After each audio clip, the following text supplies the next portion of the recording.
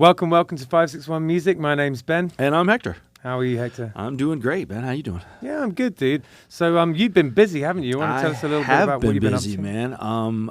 I've been working with Connolly's and Caitlin over at Connolly's. Shout out to Caitlin. We are putting together the first of a series of original music nights at various places. Starting with Connolly's. I might actually do a few at Connolly's, but starting at Connolly's, I think September 18th, we have 5 bands, all original bands. They're each going to play for about 40 minutes, and that's kind of something new for Connolly's, and it'll be the first official 561 music event that we'll be putting on. Yeah, man. The next one is November 5th at Average Joe's. Yeah. And did you know the 5th of November is a British national holiday? Oh, is it a bad holiday? It's when Guy Fawkes. It's when Guy Fawkes. He tried to blow up Parliament, and so when we I promise we're not celebrating that. The only time we ever let off fireworks in England is 5th of November. Oh wow! Yeah, so remember the 5th of November, gunpowder, treason, and plot is the little rhyme. There you go. Anyway, yeah, it's really exciting. Yeah, man. Getting this 561 Music gigs sort of up and running. Yeah. So these are going to be little pop-up events, if you will, at various locations, various bars and stuff around town. We're probably going to try to do between 3 and 5 of them between now and April. And, of course, April 2nd is our big 561 Music Festival. And, if anybody wants to sponsor it, you're welcome to sponsor. We have plenty of sponsorship opportunities. We have stage sponsorship opportunities, musician sponsorship opportunities, banner sponsorship opportunities. I mean, you name it, we got it. So yeah, man. Yeah. That's awesome. So I think I'm good.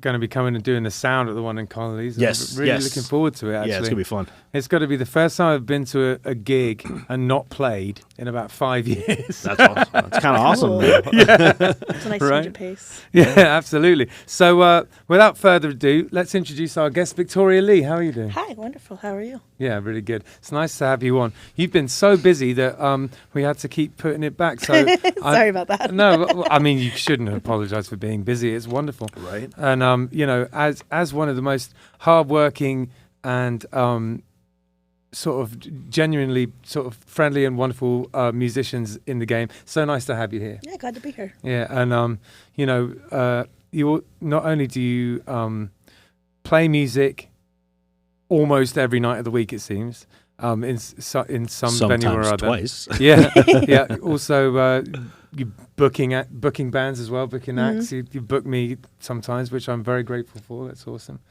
And also you write original music. So I do. Yeah, sure do. Doing the whole lot. And every now and again, it seems like you get like awesome sort of tour hookups and things. You've got pretty much everything you could have going on in music. It seems like you have going on. I'm trying. Something better be happening. I tell you what, everything in this game feels like it takes forever, doesn't it? But it's fun at the same time. I wouldn't change it. It is. I mean, like I was telling you earlier, like I was teaching and there was just no end in sight, and now the whole concept of like having goals and working towards them is, I don't know, what I like about it and why I play like 20 times a week. So yeah. Do you ever feel worried that you'll overplay and kind of burn out on that? I get like that, but I've realized that travel is what I guess alleviates that feeling for me. Gotcha. So that's why I go to the Keys once a month, because I get out of town. Yeah. I go down there and make more than I make anywhere else. So it's like, okay, like that's right. This is why I'm doing this. Okay.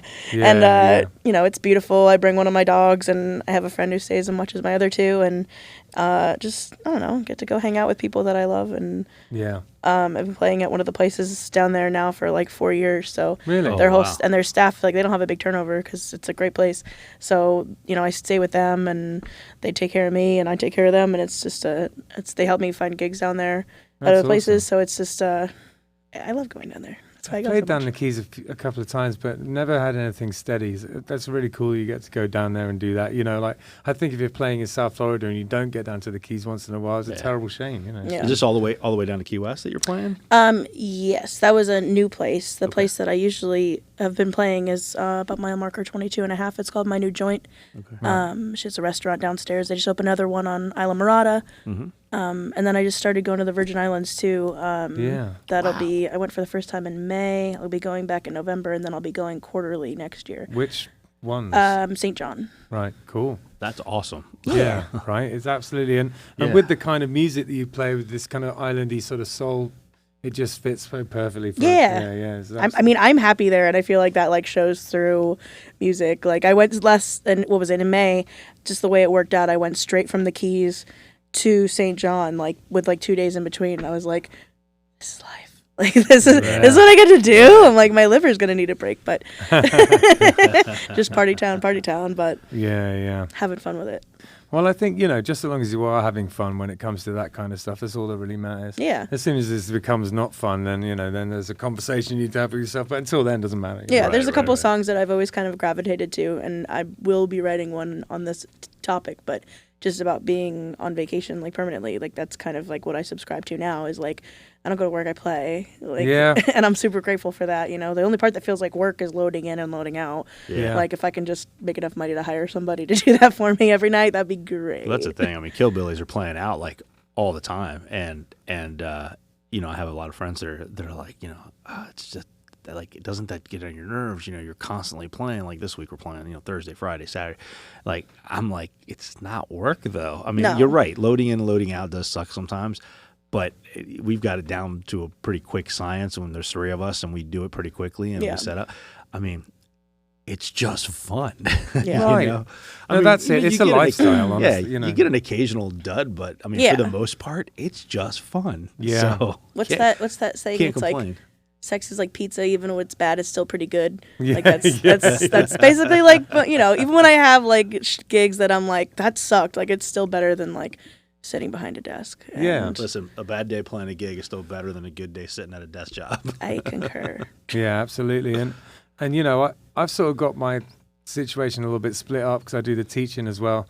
And really that for me is just, I think I personally do that just so that I've got like 1 foot in kind of normal sort of society, the turning world. No, I understand that completely. People do stuff in the day, That's why I started booking, because that's my normal society. Good citizen job. So I have these questions that I ask everyone, and I'm going to get started on them. Sure. The first one is, why did you start playing music, and what was the situation like surrounding your early kind of formative years musically? Why did I start playing music? I mean, my mom will say that technically I started playing music like, I don't know, like at 1. I had like a little keyboard, and like, I mean, everyone has those things, but like I was like, that was like my favorite thing to do. Cool. And then that turned into piano lessons until I was like 14. And then in 8th grade, I had this really cool class. It was just called music, and the tennis teacher taught it because he played piano. He looked like Billy Joel too, which I thought was really interesting. And the class, we had keyboards at our desk, and they had a room full of guitars and a room with drums and like an upright bass and like all this cool stuff, and it was just like, have at it, kids. And so that's where I like learned how to play guitar, and that was cool. Kind of what sparked it, like because I had like very intense Russian piano teachers who would like hit me. Oh wow. So music was always kind of like, I liked it, but like this is scary also. Right, so then when I had that opportunity to have music and have it be like have fun, I was like, oh, I love this. This is amazing. Fun. And then I don't remember the second half to your question. The situation. Like, what was? I mean, you sort of answered it in a sense. It was just what was surrounding you. What was the situation like? What were you listening to in your early years, and who in terms of musical influences? What was I listening to? Like, I was listening to a lot of Red Hot Chili Peppers. Right. My dad was a big Chili Peppers fan, but I grew up listening to classic rock, a lot of Santana. Right. Things that I think I still kind of like, especially guitar-wise, like I never used to play lead. I was always just acoustic. But like now that I'm playing lead and I've gotten more comfortable with it. Yeah. By the way, I know I remember when you weren't playing lead, and from then to now is like it's quite something to behold. You just can do it really well. Thank you. Yeah. Well, like I went like solo, like back to a band, and like I was kind of like playing with just a guitar, and I was like, where'd all the noise go? I'm like, there's nothing happening here. I'm like, all right. gonna do it my damn self. So Yeah, there you go. that's how the loop pedal thing all formed. But yeah, my parents are both, neither one of them play music, but they're both very much music enjoyers. So Sure. and then They're pretty supportive then. yeah, they've always been really supportive of that. Awesome. And I don't know, music has always, I was an only child, and I've always like Right. kind of said music was like the sibling I didn't have. Okay, that's lovely. It was just like kind of always there no matter what, and like Yeah. finding songs that I related to me was just like, I don't know. And then in high school, there was always making like mixtapes and stuff, like different CDs. Sure. And I still consider myself a DJ. And I mean, we all are if we're playing to a crowd and able to read a room in any way. Yeah. Like we're DJing. Yeah, so sure. I love that aspect too. Yeah, absolutely. We have a few songs that we know when, if depending on the demographic, what we have to drop at certain times. Yeah, definitely do that. Yes. It's so fun. And level of drunkenness of people. Yes. How many birthdays are in the room and stuff like that. Oh my God. I had the worst experience with that like the other week. It was just like 2 birthdays, and like they were trying to all tell me like, well, you got to sing it to him, but wait for her because there's a cake and you have to wait for the cake. Did you get the cake? Are you going to get a cake? I'm not getting the cake. I was like, Jesus, happy birthday. We sang happy birthday to somebody at O'Shea's on Saturday. We got the name wrong. Oh my God. And then she had I a thick tried to- accent. We couldn't understand what she was saying. And so we called her Joe, and her name I was thought she like, said she was called Joe McDonald, so I sang "Happy Birthday, Joe McDonald." Was not her name, and then she shouted something else to me, and I thought she said her name was like Orville or something. And I was like, "Oh, sorry, happy birthday, Orville." yeah, we thought it was and then it turned out her out name was Colleen. Colleen. We're Yeah. like, well, we botched that one. And we were in O'Shea's, and she was female, and her name literally means girl in Irish. I don't know how I got that wrong. Yeah. Oh, that's amazing. You got like worse and worse. Yeah. I have a really good one of those actually. There was a when Sonic when Sonic Boom 6 were on tour in Aberdeen years ago. There was a girl was shouting that it was her birthday from the stage, and she had a really thick Scottish accent, and Leigh was like, "Oh yeah, that's cool. Happy birthday. What's your name?" And the lady was going, "Emu, Emu," and Layla thought that she was saying emu, like the bird. That's what I thought you said. And she was saying Amy, right? So Layla was standing there going, "Emu? What kind of a name is Emu?" And she was going, "No, it's Emu." She kept saying it, and eventually, like I tapped her on the shoulder, and managed to figure it out. I was like, "Hey." She's like, "Oh, Amy." And so, but we ended up staying at Emu's house, and we just called it Emu for the rest of the night. Amazing. That's beautiful. I think that's the best story we've had on this podcast. That was amazing. It's a good one. I'm just going to call you Emu from now on. Yeah, That's great. that was in Aberdeen. It's very north in Scotland, and this is really, it's so pretty, right? All the buildings are made out of granite, and they're like very slightly sparkle at night. And so when it's really cold and snowing, these sparkly buildings. And they're all So Emu beautiful. farmers. If you can ignore the marauding hordes of like drunken Scotsmen, Emus. it's a very, very beautiful It's a place. very nice place. Yeah. You don't get puked on. Yeah. I mean, there's not usually marauding hordes of drunken Scots, only like on Saturday nights, which Sounds is like- the only times I was ever Sounds there. like New Orleans. yeah, kind of. The Scottish New Orleans. I'm not sure. If anyone's listening from Aberdeen, they'll be like, "No, it isn't. It isn't the Scottish New Orleans." But it's a pretty cool place, though. Yeah. Anyway, so I know that you write music, and you've just recently you're just about to release a single. Is that right? Correct. Yeah. What's it called again? It's called Saturday Morning. Right. September 10th. September 10th. September 10th. Right, Cool. got it right. Yeah, I'll be on the tour I remembered. when that comes out, so I'm excited. Oh, about that. cool. What tour is that?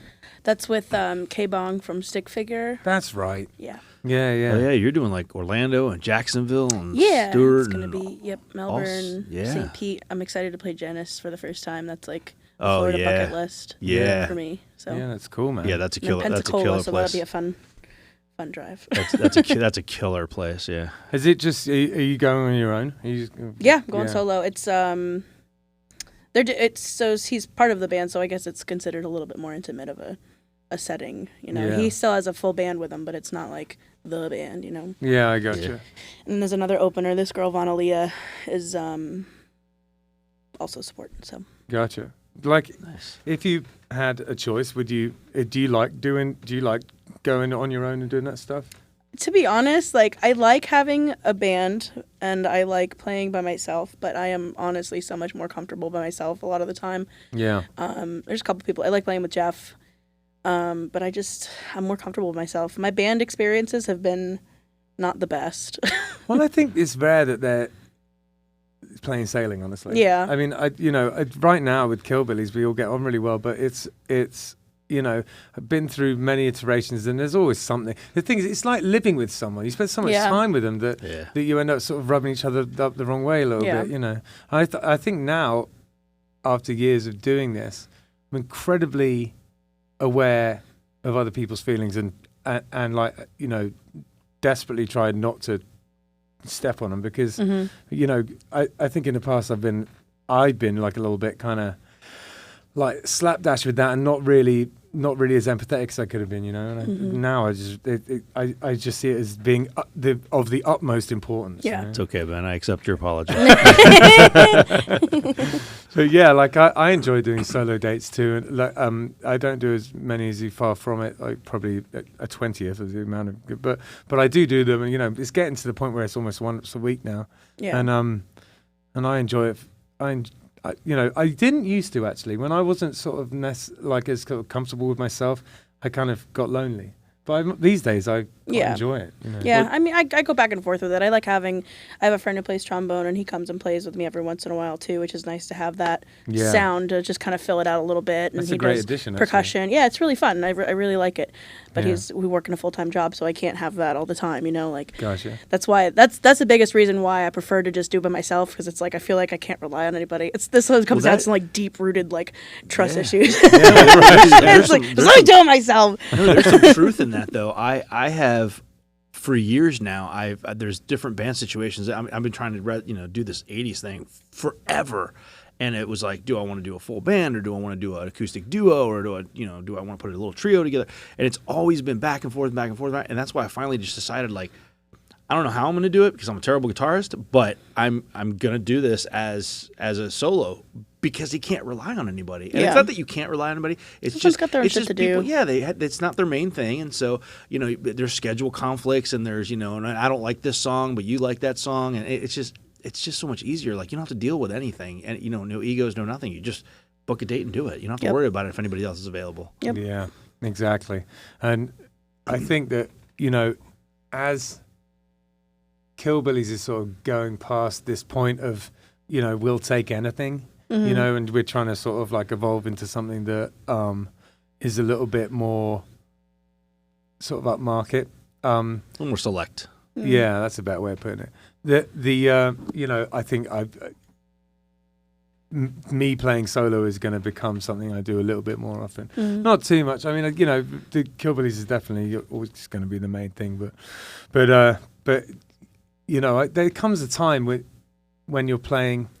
There comes a time when you kind of have to start dictating your own terms, It's very easy to be pushed around in this, Yeah, like, definitely. Like, come and play, like, we've only got $100 or whatever, and it's a very fine line to walk, You're like sort of sticking up for yourself without kind of like being deluded as how much you work. Yeah, no, it's boundary setting, and that's a hard thing for a lot of people. And like, I think, not playing the female card, but there's definitely been plenty of situations people I'm like, like, this will be a good experience for you, and I'm like, that's not your call. Like, like, I'll decide whether that's a good experience for me. And sure, yeah, I do street paintings and stuff, and I get calls from festivals and things and events all the time. And first thing out of my mouth is, "What's your budget?" And I can't tell you how many times, well, we don't really have a budget for you, and but it's good exposure. And I tell them every time, people die of exposure. Like, it's just nice. That's a good one. Yeah, they die of exposure, and that's it. I can't do it. Yeah. It's silly. Half the time, you've created a name for yourself. As I have in the first place, right? As I have with the art stuff, and you're right, they wouldn't have contacted me in the first place if I didn't have that. And so a lot of times I feel like, well, maybe it's good exposure, but you're probably going to benefit out of me being there way more than I'm going to benefit out of me being there. Yeah, that's why you're calling me. So yeah, you can't sell yourself short. You can't. No, it's easily done, and it's something I struggle with my people pleasing personality, but I'm getting better at it. Yeah, you're aware of it. Yeah, exactly. That's the first step. That's the first step. Absolutely. Do you have the reason way back in the midst of this conversation, I brought up your single, and the reason I brought it up was because I was curious as to whether you have a writing process. Oh, the writing process. Yes. Yeah. Okay, so the writing process for me usually looks like an idea or a concept of like a feeling, that's usually where it starts from. Like right now I've kind of been on this this theme of like recklessness and just kind of living in that and just like realizing that I like feeling like that, like kind of being in control of being out of control. Yeah. If that makes any sense. Yeah.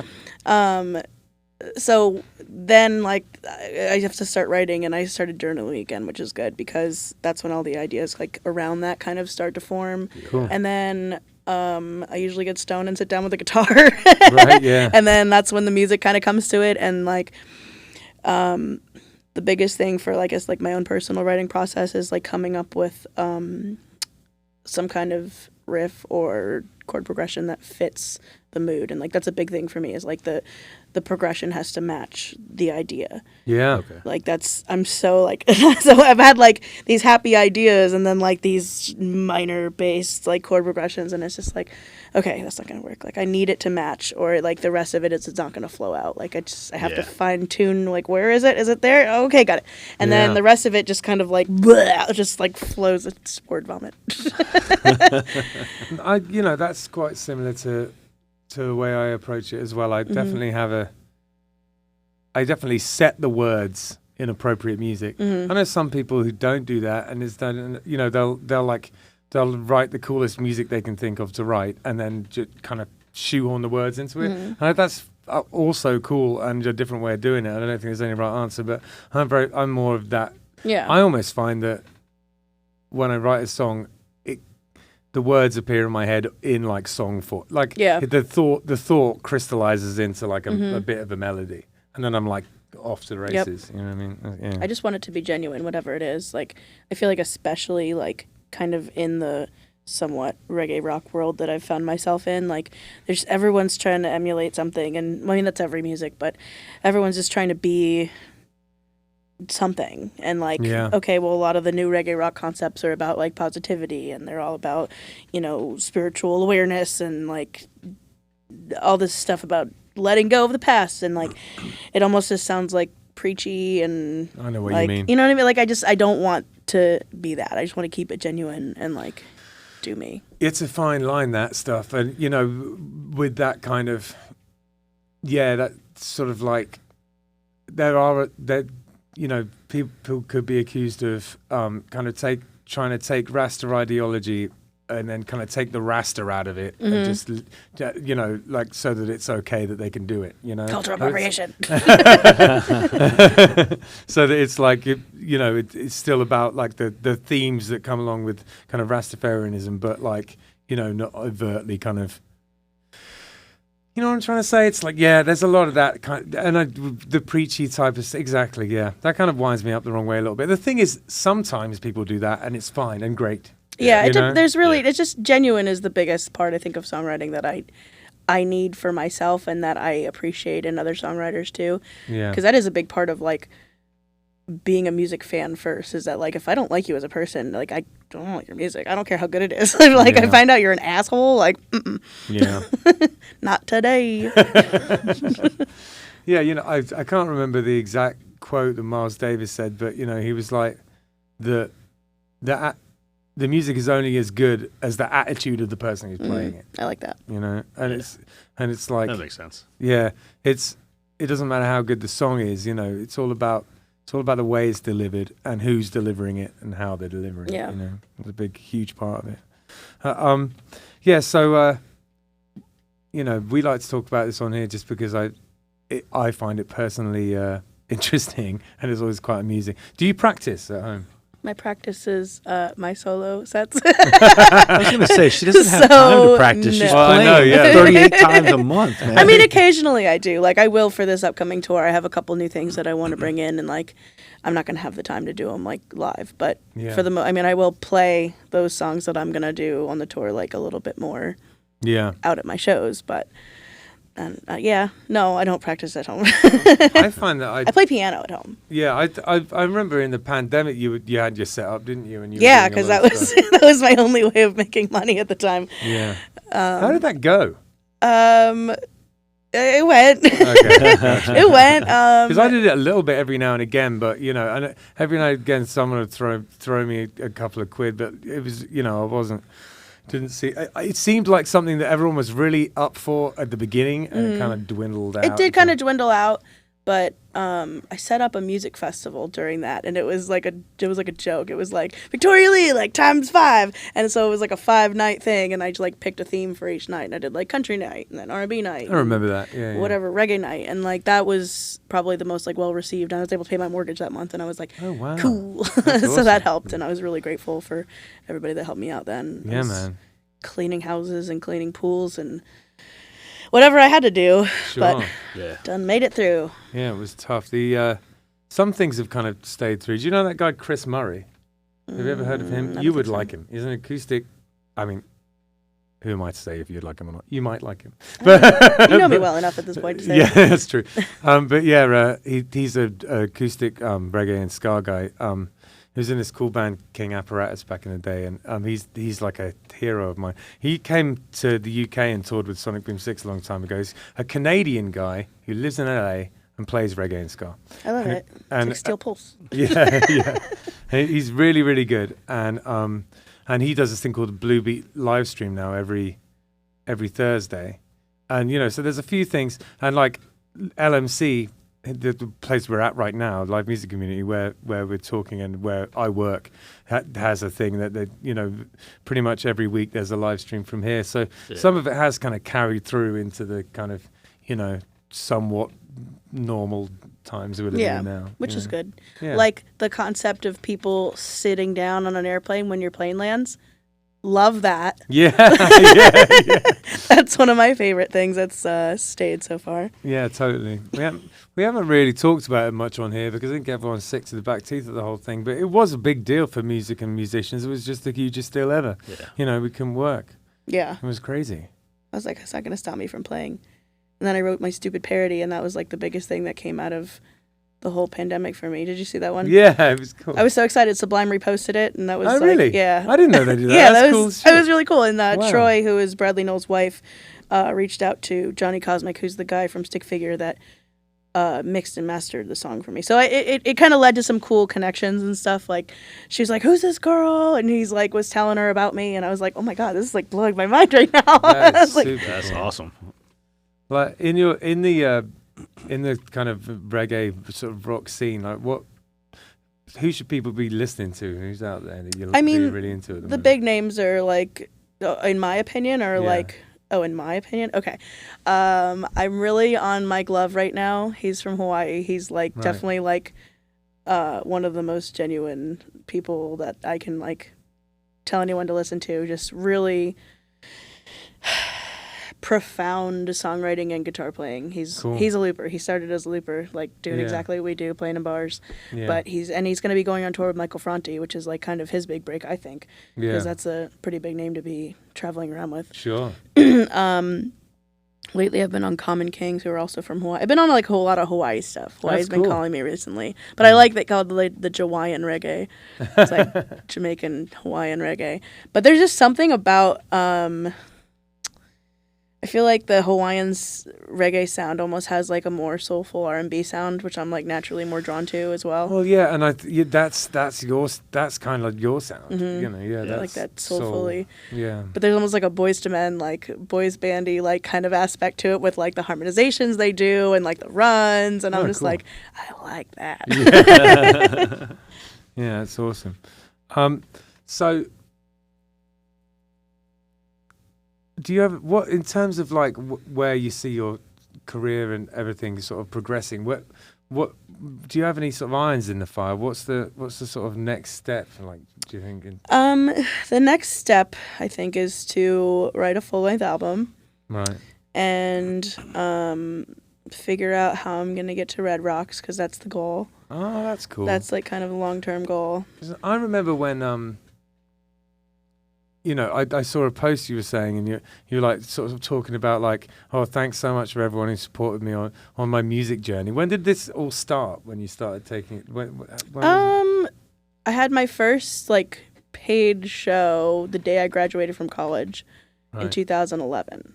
Okay. And then I had moved home and I was playing on the weekends to make extra money because I didn't make anything teaching. Yeah. And I played my first gig for 3 hours every Saturday for $75. And I was like, wow, that's so much money. Yeah. I had no one told me what I should be making. And then I met Mr. Brian. I don't know if you ever met him in Jensen. Brian Resco. I don't know if I have. Maybe I have. I'm not going to say whether I have or not, just in case I have and he's listening and gets mad at me. So. No, he's amazing. And he was just like the first person that like really was kind of like, hey, like you should be making at least $50 an hour. Like, this is awesome. I really like what you're doing. Like, just come up to our open mic. Like, we hope to. They had one at it used to be called Kona Beach Cafe. Yeah. Okay. Oh, it's a Tiki Taco Tiki. We're playing Tiki there this week, Taxi. Yeah, we're playing there on Thursday. Oh, okay, cool. Yeah. And then it just kind of turned into, okay, I could do this a lot more and make a lot more money and have a lot more fun with my life if I do this full time. Yeah. And then it's like, okay. What were you teaching? I taught second grade, first grade, and I ended in special ed, which I loved, but it just was a lot. It's a lot, yeah. An actual like crazy person took over our department, and I was like, nope, not doing this anymore.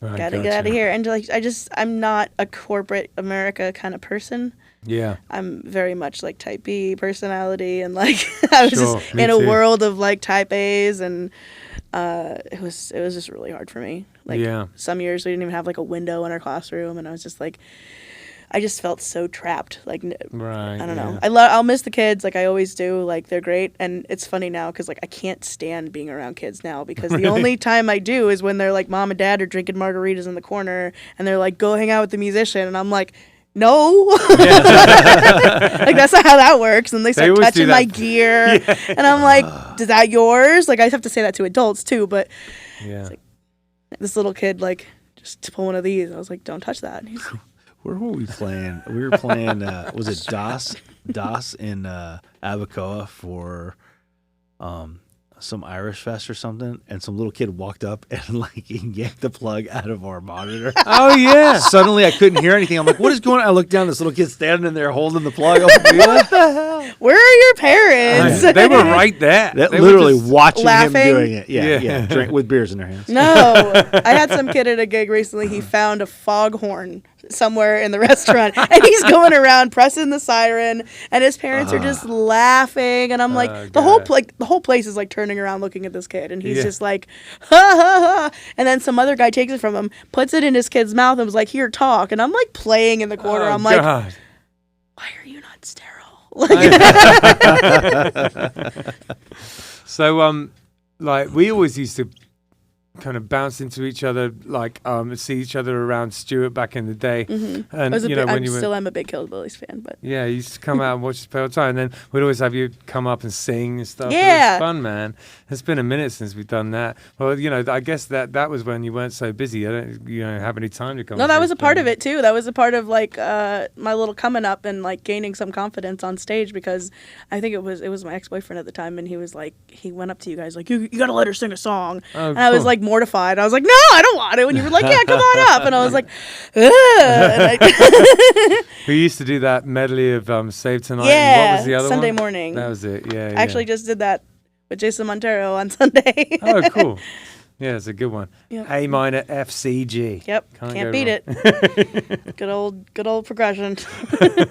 So yeah, Stuart's Stuart and kind of the Viren's and Jensen and stuff. It's quite lively, really, when it comes to there's a lot of music there. I feel really, really, I won't say blessed. I always feel corny saying that, but I do feel blessed. So like I live a mile down from Twisted Tuna, so like even like that whole area, it's like, okay, there's like 5-6 places I can play within a mile of my house. Like that's it's pretty a cool vibe. I like the short commute. Yeah, for sure. The guys in Killbillies they actually don't complain about it, but every now and again Not it to comes your up. face. It's like, how come we're always playing like North County? We're always playing in Martin County all the time. But that's where people where the work is. That's Yeah. where the gigs are. You go to where you got to go. exactly, and because I mean we do play in Delray and we play in West Palm and stuff, but yeah, mostly I'd say 80% of our gigs are in Oh man, first time north of Jupiter. I got us a gig at Connolly's, I was thrilled. It's 4.5 minutes from my house. And I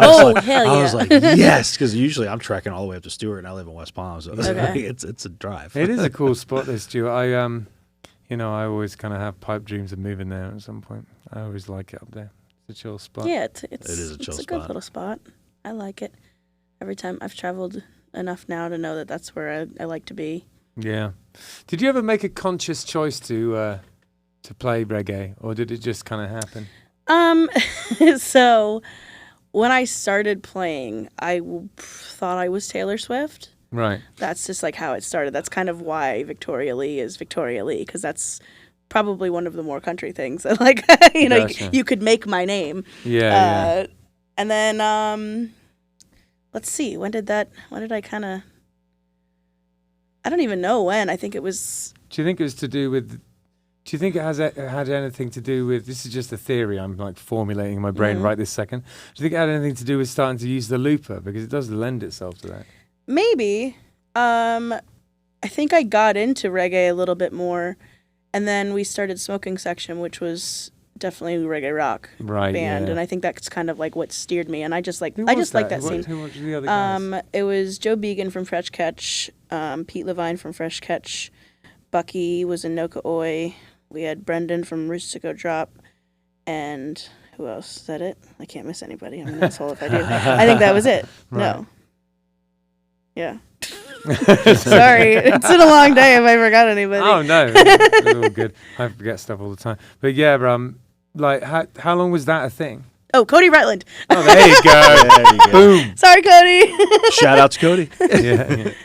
How long was that a thing? It was probably like a 3 or 4 year thing, Right. and then a couple like moved away, and everyone had like 17 kids, and Yeah. it got to be a lot. So. Do you have any sort of songwriting people who when you listen to them you're like, I want to write songs like that? Mike Love is a big one like that, and Right. I would say Stick Figure. I definitely get a lot of inspiration from the sound and like the feel of that. I like Right.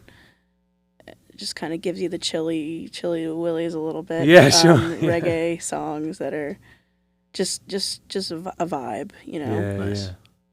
That's awesome. Well, seeing as we're talking so much about the songs that you write, I think it'd be only fitting that we listen to you play a couple of Sure, them. I can do that. All right, sounds great. This is Saturday Morning, which I have coming out on September 10th. Yeah, featuring Josh Heinrichs.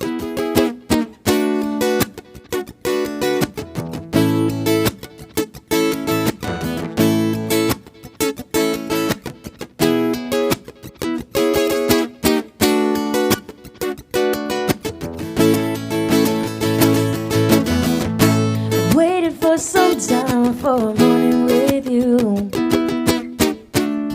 All I want is you by my side, and I don't think I can go on dreaming of you.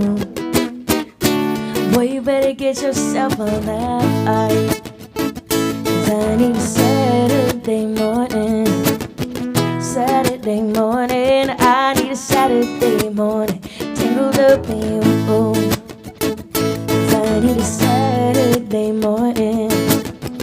Saturday morning, I need a Saturday morning, tangled up in you. Ooh, ooh, ooh, ooh, ooh,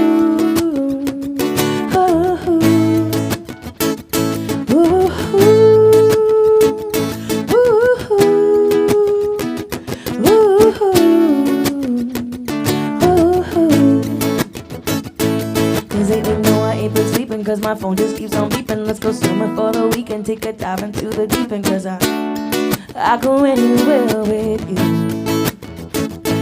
So baby, tell me what you need. You ain't gotta say it, please. Just get underneath these covers and I'll roll us up some trees. And we could stay right here all day. 'Cause I need a Saturday morning. Saturday morning, I need a Saturday morning. Tangled up in you, oh. 'Cause I need a Saturday morning.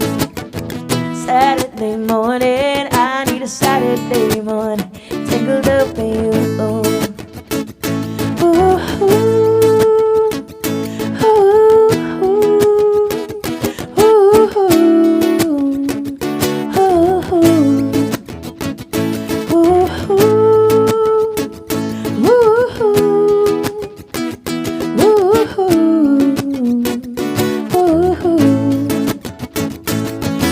darling, there's so much we could do,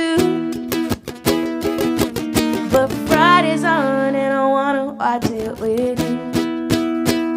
'Cause I need a Saturday morning.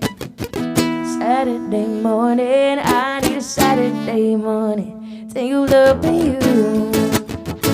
'Cause I need a Saturday morning. I need a Saturday morning. I need a Saturday morning. Tangled up in you. Ooh, ooh, ooh, ooh,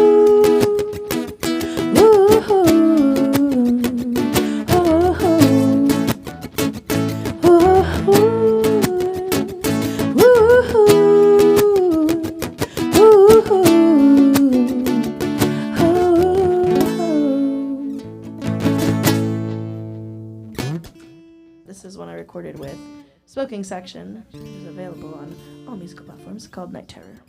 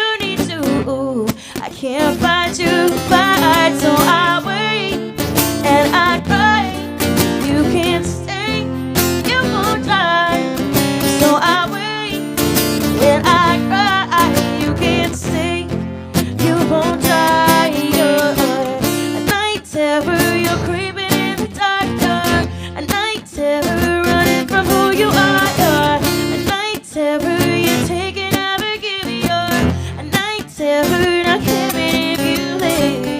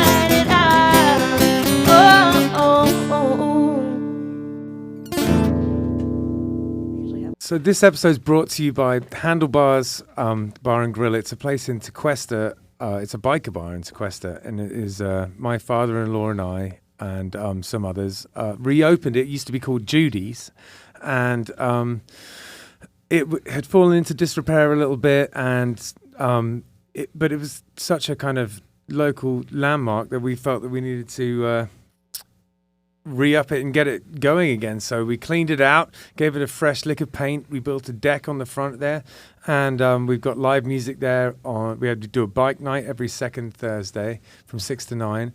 We have music from 6 to 9 on Saturdays, and on Sundays from 4 to 7. And right now we're kind of going through a whole bunch of different acts and things to see what people like and they don't. So it's quite an interesting place to hear music because you never know what you're going to get. And the food is great. Bernsey does a really good job with the food, and Jamie, who works behind the bar, is a delight too. So go in there and just soak in some of the vibe. It's definitely a really original spot, and it's been there for a really long time and has got a bunch of history and some really sort of fun locals. You might see rat rods there and cool old vintage bikes, British bikes and stuff. So lots of cool beers on tap, and yeah, absolutely, good food, and just good vibe all around, man. Yeah, totally. You know, the things that were a little bit wrong with it before, where, you know, warm beer, no air conditioning, all fixed. Freezing cold in there. The beer's nice and cold. The food's great, and there's a whole load of interesting things going on there, music wise. So just come and check it out. And yeah, thank you so much, Handlebars, for sponsoring it. Appreciate it. Absolutely. All right, so those the two great songs, Victoria. Could you tell us a little bit about them?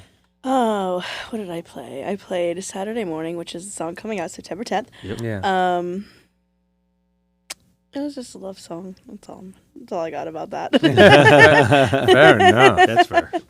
Yeah. I don't really feel that the person I wrote about deserves to have a song written about them now. So I'm kind of hoping it comes on like Pandora and they like have to hear it, and I'm just like, that's right. You soaked that up. So it's real then. Oh, 100%. I really can't write. I mean, I can write from a not real perspective, but I feel like it's just more genuine when I am like feeling it. Yeah, that's how I write. That's the only way I can write, I think. Yeah. And I also played Night Terror, which was, I guess, another love song, but that was a more heartachy one. That was about being in a very codependent relationship and kind of struggling with that. And I thought it might be something like that. Yeah, it was very rough. catchy, huh? It's a cool song. Yeah. So, all right, let's. Why don't we take a look at your setup? You didn't use your looper and your pedal board today. today Not, because I fell off my patio. Yeah, sorry about that. But because you are so good at it and it's such a big part of what you do, I still think it would be cool to talk to you a little bit about it. Definitely. Yeah, can we get the first side of this? So can you tell us a bit about this guy? That is the Boss ME80, and we're going to call him my music husband, Jeff Farashidian. He turned me on to this because I was explaining that I wanted to add in some effects. I had a wah pedal at the time, and I had another little cheap delay pedal that I was using, but I wasn't like sold on any of it. And he had one of these, and he just like showed me what I could do, and I could do my octave, which was what I wanted to create in my loops. Yeah. Yeah, I got one of those. Yeah. You got your distortion, you have all your different delays and your reverbs, and I use the wah, and I love like combining them all. So I usually use my wah and my delay. Yeah. Together just to get this, and the reverb on top of it, so it's just like this dripping wet, like wah, wah, wah, wah. Yeah. And I just like. I really like. The amount you use the wah is awesome, and you do use it a lot for your solos and stuff, and it sounds so cool. Thanks, I like it. And now it's really great physical therapy for my ankle. So I was really surprised when I first heard you doing it, how good it sounds on an acoustic guitar, and because it almost sounds like it should be feeding back. I don't know. You seem to be able to contain it very well. Yeah, I've switched to because I have a really amazing Strat that I love. It's American made, like I love it, Right. but I can't get the same tone out of it. So I just Right. like kind of like started with the acoustics, and now I'm just like, okay, just gonna keep going with acoustics in there. I think when I'm on my own, I feel a little bit naked with just an electric guitar. Like it doesn't have enough thump in it or something, Yeah. you know? Yeah, Yeah. definitely. Yeah. All right. So, yeah, you also use a looper, don't you? I do. I certainly do. It's the Boss R3C100. This is- RC300. There you go. This is not the droid you're looking for. And I'm not really entirely sure why I got the 300. I think that was just I think Jeff told me to get that one too That's the one I I was got. needing. I don't always use the different tracks. Right. I typically just stick to the third one Really, if right. depending on the song. If I have something that breaks and has a chord change, I usually do my rhythm and my loop on track 3, and then I'll switch over to track 2 for my percussion, so I can stop track 3 and then keep it rolling. Yeah. And then I got that start stop all thing. Yeah. That's what I do as well. Yeah. So I mean, I haven't been doing it that much, but lately what I've been doing is on track 1, I'll do the percussion. Track 2, I'll do something that has changes in it, like a guitar-y kind of thing. And on track 3, I'll put the bass. And then yeah, if it has a chord change, I can just mute 2 and 3 and just still have the drums going, so kind of thing. Yeah, there's a lot of ways to finagle it. I definitely don't use it to its full capacity, but it works. Yeah. There's a couple tracks that I keep like a cool lead riff, and then I'll like harmonize with it. Yeah. So that's been kind of fun. Like with the melodica or like Yeah, awesome. something. Do you run your vocals through it as well? No, that's Right. because the next one we're going to talk about Oh, yeah. is from 1990 something too. Yeah. So the only outputs I had was RCA, or I think that was it. I think it was RCA, and there was no like instrument out or Right. MIDI. It was MIDI out. Okay. And the only way for me to get it into the loop pedal Yeah. was to go in from the headphone jack. So I'm going 1/8 inch out into Like, cool. male XLR. Oh. Oh, Yeah, interesting. yeah. So that was a Wow. very weird cable to have to find on Amazon, but they have it. Yeah. They got They the lot have out there. every combination of They everything have you can it. think of. I have a funny story real quick about that. So my audio interface that goes, it's not that funny, but my audio interface that goes to my computer, I have like a brand new 2020 like iMac, and I have like 2003 Focusrite interface, and and the Focusrite interface takes like FireWire 400, so I have to go from FireWire 400 to FireWire 800 to Thunderbolt to get to the thing. So I've just got like connector to connector to connector to Hey, the thing. as long as it works, Yeah, exactly. that's all you need. Yeah, totally. All right, yeah, let's take a look at the drum machine that you use as well. Yeah. So an ex-boyfriend found this at a thrift store for me, Oh, that's pretty cool. which was cool because at the time I was doing, I was looping, but I was just doing like bass and like adding a little bit. I think I was doing like a little slap percussion, which I kind of do now when I'm Yeah. too lazy to set this up, because that happens sometimes. I'm like, nah, I don't want to set it up today. Yeah, that's so what I'll I've just been like doing with it, yeah. just slap it. Yeah. But he got this for $5, and I absolutely love this thing. It's so fun. It has a lot of really 90s hip hop sounds, which I don't nearly mess enough with as I should.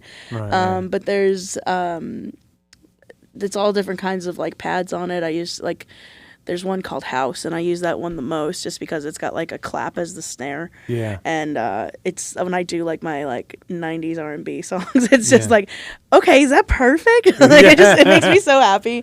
Yeah. That's awesome. But yeah, this has been like such a fun addition to. Is it just something you like? I mean, do you kind of pick a track or something and just let it play, or No, do you have I'm to- do you have to do it? organically like just hitting like.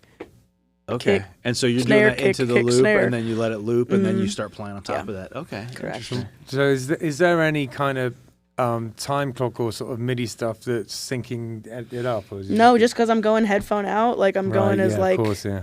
as manual as you can. And this is a 90s thing? Yeah, I think it was 92. I think it came out. That's pretty I cool, could be man. completely wrong. We've talked about what was it, the 808 or something? Is it? Like the yeah, Rollins? the 808 is the classic one. Yeah, we've Yeah. talked about for that 80s thing that I'm talking about Yeah. doing, adding something like that to it, but they're not easy to find, and when you do find them, they're expensive. Yeah, that's Oh, the thing. yeah. Like, I wanted something cheap. I'm actually on my third one of these, not because they're from the 90s, but they keep getting wet on me. Like, I keep getting like rained on, and then like they freak damn. out. Yeah. But you always go back to these guys. Oh, yeah. Yeah, that's Yeah, cool. they're like $200, but so the Right. $5 steal was like. I was so glad because I was looking for so long and I really wanted something percussion-y, and Yeah. it's like, what am I gonna get? And then he's like, I found this, and I was like, cool. It is cool, and it's an interesting sort of like solution to it, because I mean, right now, what I've been sort of messing around with, I've got one of those like I can't, what is it called? It's Like a Beat Buddy? Ortega horse kick. Oh, okay. Have you seen those things? It's like a little wooden wedge that has a cajon sample. in it. Oh yeah, I've had one of those. Yeah, those are cool. And I was running that through it, but lately I've because I don't have a drum machine, I can run my mic through it. I've been beatboxing into it to make Cool. the beats, but that seems to be working. I'm not super good at it. I'm like just good enough for it not to be embarrassing. You know? Zach Deputy is like the king of that. That's Yeah. back to your question like an hour ago, as far as people to listen to. But he was definitely one of the biggest like loop inspirations for me. Yeah. And then nice. Tosh Sultana came out, and I was like, I can do that. Yeah, I was like, cool, fun. I'm gonna do that. Yeah, that's awesome. Yeah, I've seen him. He's great. Yeah. So soulful. Yeah, So- definitely. Such interesting grooves he creates. Yeah. We had was it Joey Calderillo on here? And Yeah. he did some beatboxing and stuff into the loop Yeah. while he was playing. That was pretty. He doesn't mess around with his looping. He's pretty tight with that. Yeah, for sure. Oh yeah, dude, he is spot on with his looping. It's Yeah. ridiculous. Yeah. So, do you have this is a stupid question, but do you have any gigs coming up? None whatsoever. Absolutely none. Yeah. Do you need the I- list? I I have your list. Thank you. I have your list. It's I don't know what I'm doing tomorrow. It's if the camera can see it, it's just absolutely. Did you notice that I spelled August strong on that It's one? ridiculous. No, I didn't. I didn't. August. There's a rogue Z in there because I did it at like 3 a.m. Let's see. You got a Thursday gig, but by the time this comes out, it'll be Friday morning. So you are playing Friday. Twisted Tuna 4 to 7. Twisted Tuna. Yep. Saturday you were playing Frigates in North Yep. Palm Beach. Hmm. What's that like? Oh, it's a cool spot. Yeah. You haven't been there yet? No, I think I've been. No, I don't think I have been. You should go check it out. It's Is it a restaurant? yes, it's a restaurant. It's kind of like Manatee and Salerno, Yeah. but like way upgraded. Like Ah. everything's really nice. Cool. It's right on. It's the same like setup basically. How it's like on the water and on like a little canal right there. Nice. Food's great. They have sushi. That makes me happy. Their staff's all really nice, and everyone's like into the music there. Oh, which is cool. nice. Yeah, that is awesome. And then let's see. And then Only have one gig on Saturday. yeah, Frigates. If I'm looking at this correctly. Hold on, You know I'm what? looking Let me put on my eyeballs. Yeah, according to this, you're playing Frigates Well, I on the made 28th. that in July. Hold on, let me see. Oh yeah, that's it. Okay. Yeah, and then Saturday you're playing Island Marauder Brewing and Castaways. Sunday. Yeah. Sunday, I'm sorry, Yep. Okay. Oh yeah, Sunday's double day, Sunday, yeah. and Island then Marauder Monday Brewing. Little Jim's. That's in Martin County, isn't it? Is the north one? Is it? Yeah. It's in Fort Pierce. Oh, sorry. Yeah. Yeah. The because.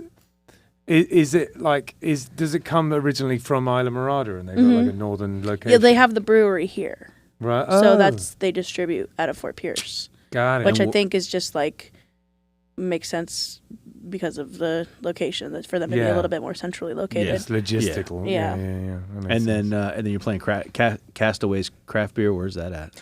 That is the on Singer Island. It was the Das Craft Kitchen. Okay. So now it's called You Castaways. know, Dust closed on Singer Island. So. I did not know that. Now Yeah, it's yeah. Castaways. Okay. Okay, cool. Different, but same.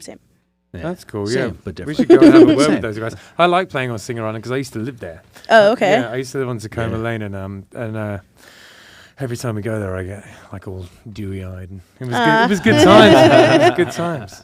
And then a Monday gig, Oh, Little Jim's. Cool. Where's that at? That is in Fort Pierce. And if you haven't been there and you're craving the Keys and you can't make it to the Keys, you can go to Little Jim's and then you'll be like, is this the Keys? Oh, It's my little like slice of like, okay, let me just get away for a second. It's a really cool place. They it's on the water, right in Fort Pierce on the Everything north Florida's on side. the Yeah, water. everything's on the water. That's why I hate it here. It's just terrible. Right. It's horrible. It's the worst views. Anybody who's listening, don't move to Florida. It's terrible. Sucks. you know, James, the guy who plays banjo on a band, doesn't like the water. Really? And I can't. Can he swim? Because he's not normal. Can he swim?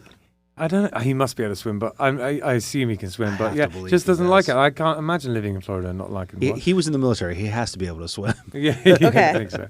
But yeah, I don't know. It boggles my mind. Anyway, lovely man in every other respect. Just don't understand that one thing. Except that. And for that reason alone, you're out of the band, James. No. All right. So yeah, if you want to catch Victoria Leigh playing somewhere, there are a million different spots you can catch her playing. Yeah. And thanks so much for coming on. It's been a privilege, and good luck and with everything really. And Thank you. You're an example of, and I say this a lot on here, of someone who it's like there's like nothing wrong with playing like a bunch of I think that people think that if you play a bunch of cover gigs and things, it takes the wind out of your sails as like a solo performer, but you're an example of the fact that that's not the case, because you're touring and stuff like that. Just in the gaps, you just book yourself out with a bazillion gigs. You can, Yeah. People are perfectly capable of doing both. You know what I mean? We've said it a million Definitely. times. We've said it a million times on here. It's mentality more than anything. Yeah, Yeah. There's this stigma or whatever that unless you're world famous and touring everywhere or whatever, that you haven't made it in music. As far as I'm concerned, everybody at this table has made it in music, because we're all making a living in some capacity out of music. Yeah. Yeah. You don't have to be like this mega star touring and everything. Yeah. And you 100% have made it in music. I mean, Oh. you have like made that your life, and that's awesome. Absolutely. The big thing for me from the start was that I really wanted to perfect my craft. Like I wanted to, and not that I'm saying anywhere near perfecting it, but I'm definitely a hell of a lot further. Like you're saying, like where I was to where I am now is like, that's probably my biggest personal accomplishment, is that like I've been able to go from, I could play some chords to like, okay, now I can like create this whole thing and make it my own. Yeah, So that's awesome. that alone has been like very much building the confidence that I needed to like get out and push myself to these opportunities that I've been getting, and kind of planting the seeds a little bit. Yeah, man. It's so good. I often have a sort of healthy amount of professional jealousy when I see all these Keys and island gigs that you're doing. It's super cool.